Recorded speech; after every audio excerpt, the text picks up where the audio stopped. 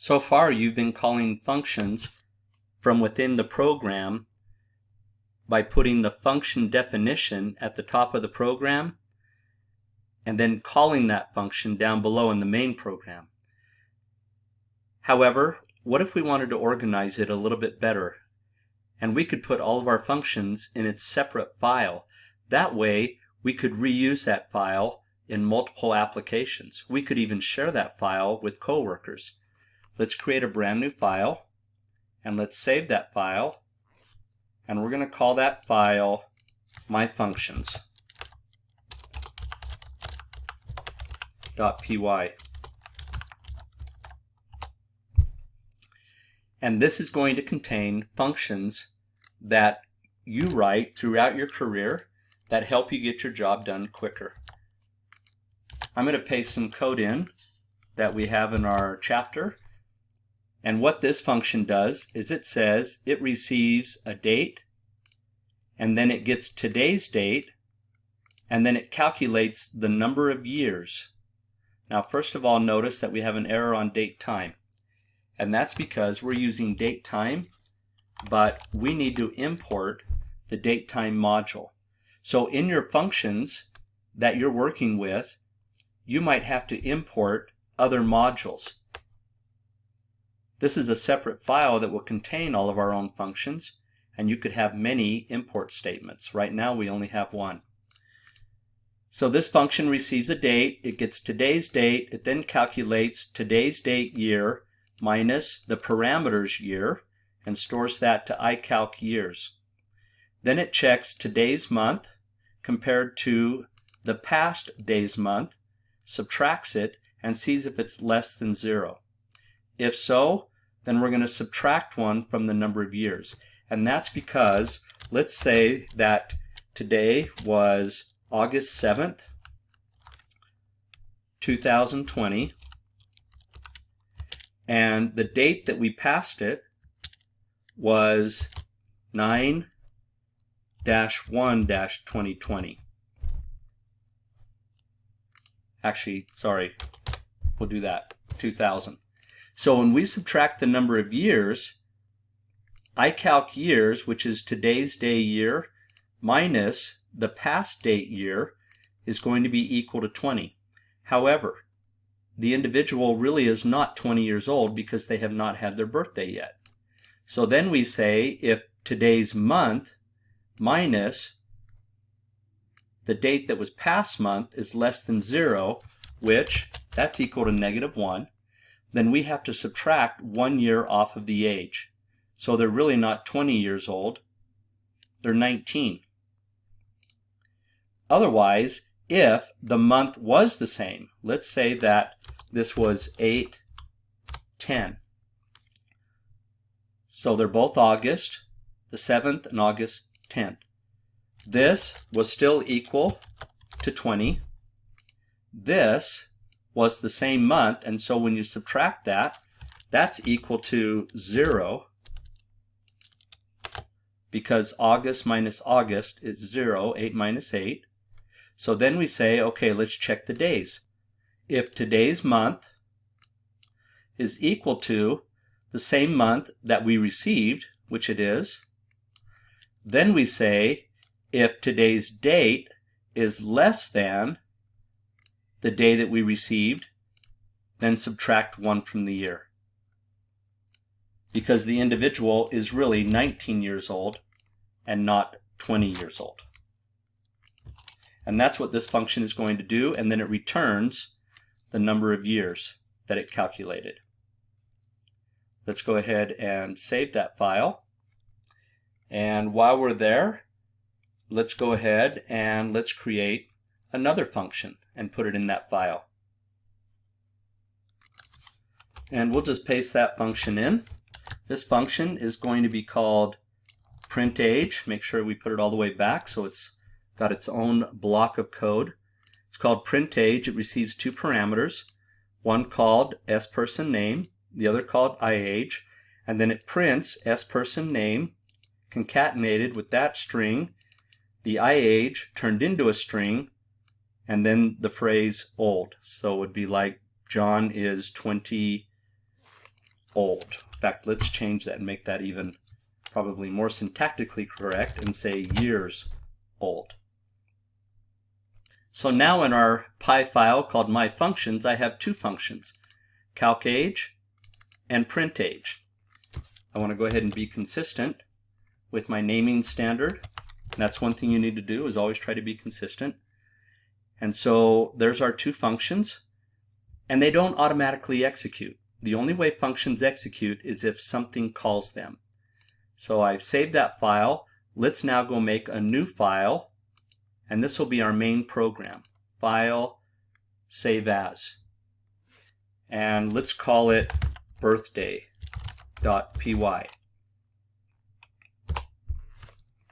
And in birthday.py, we want to do the following. The first thing we're going to do is we're going to import the datetime module, because we're going to use datetime in this program. Then we're going to go and get the person's name and store that to a variable. We're going to have the user enter the birth month, the birth day, and the birth year. Store those to 3 different variables. Then we're going to go and make a date variable using the datetime and the striptime function. The datetime striptime function says it's looking for a string as a parameter. And here's our string.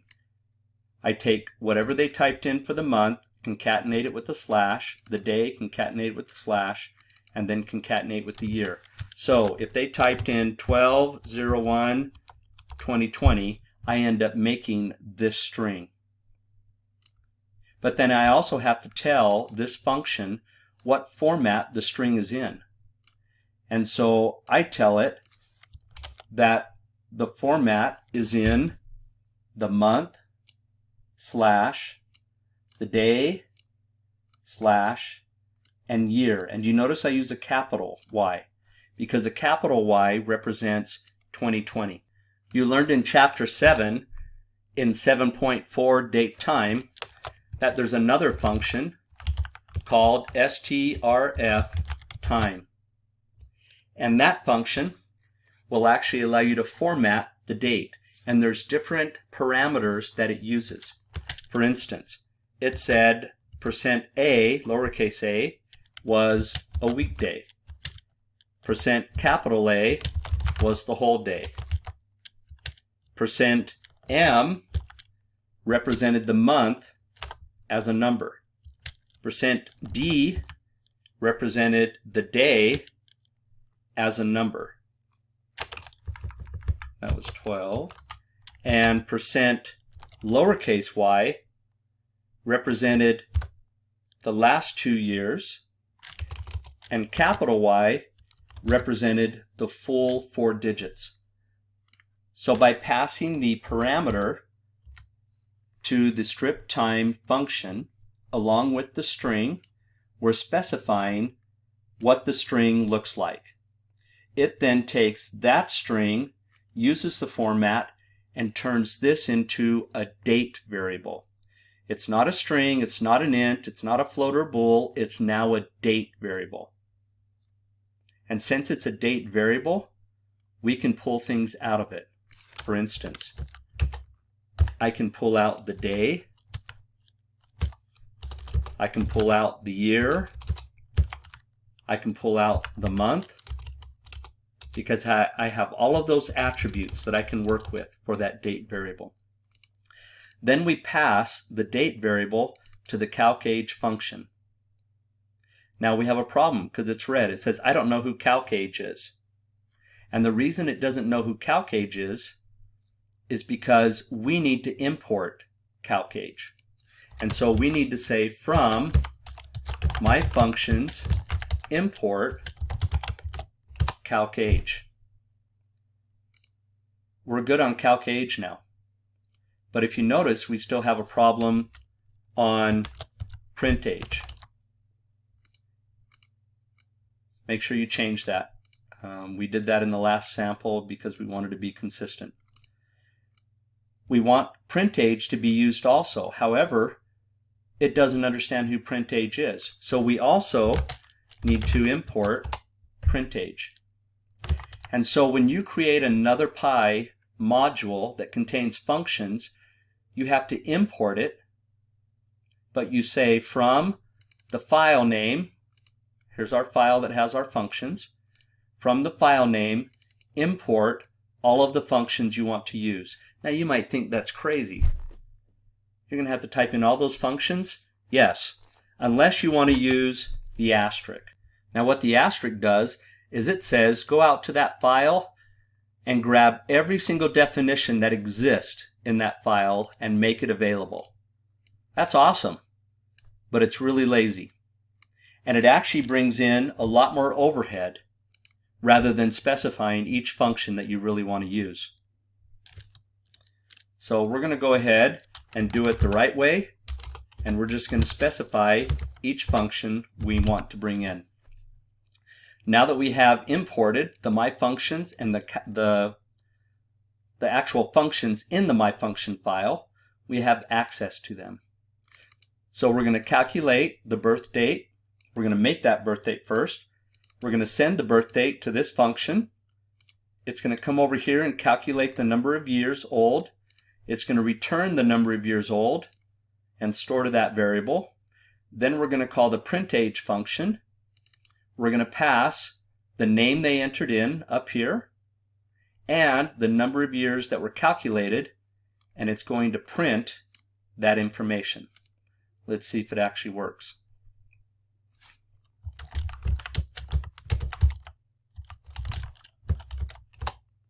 Enter the name, John, birth month, 12, birthday, 1, year, 2000.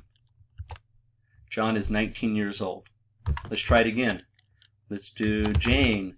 Jane was born 1/1/2000. How old will she be? 20 years old. Great. Let's try John again. And John's going to be born August 7th, 2000, which is today. He had his birthday. So he's 20 years old also. So you can see that you can actually put your functions in a separate file and then just import them. Now one thing you need to understand though is what if this file was actually stored somewhere else? I'm going to save that file in a subfolder. I'm going to make a brand new subfolder in here. And new folder, I'm going to call it functions, spelled correctly. And then I'm going to take that myfunctions program right here. That's the one that contains all of our functions. Control X. I'm going to go into the myfunctions, double click, Control V. I've now moved myfunctions. It's no longer here. It's gone. I'm going to come back to here. I'm going to try running it one more time. Now it doesn't understand where those functions are. It says it's not there anymore. And that's because it's not in the path. Now there's two different ways that you can change the path. One way is that we can go ahead and go in and actually right here on the from specify the subfolder. I think we called it functions. Let's find out for sure because I can type in the name with the period.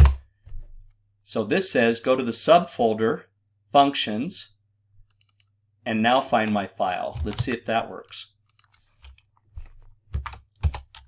And it does. It works. That's because I just closed the file. Okay, so that's because functions is a subfolder off of where this file exists. Let me show you that. The birthday.py lives in sample code. The myfunctions lives in the functions, which is a subfolder. So on your from statement, you can actually specify a subfolder dot, and then you can specify the file you want to work with. Another thing that you can do is above your from statement,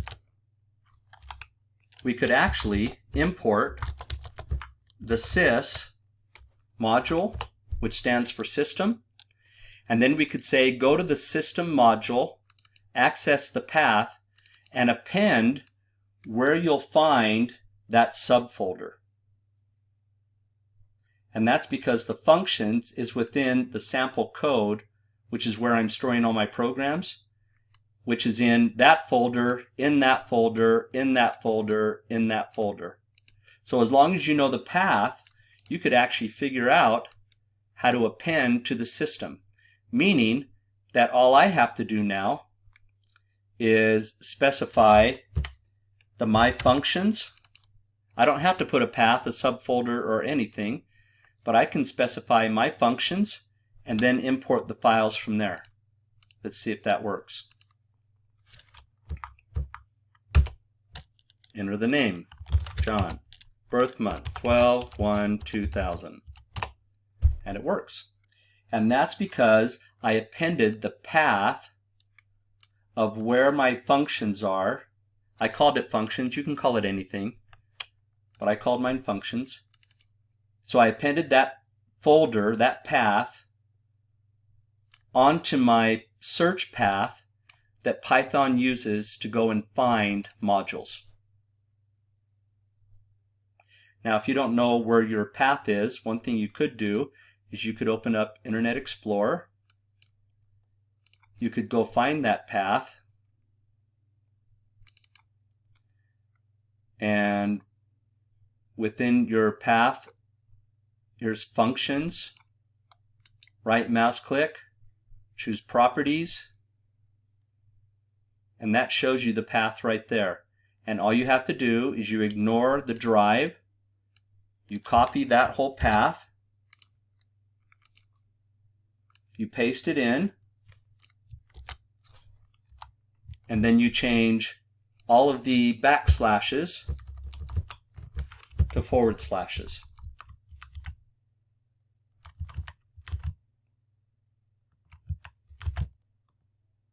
And then this gives you access to that subfolder to where you don't have to specify a path there.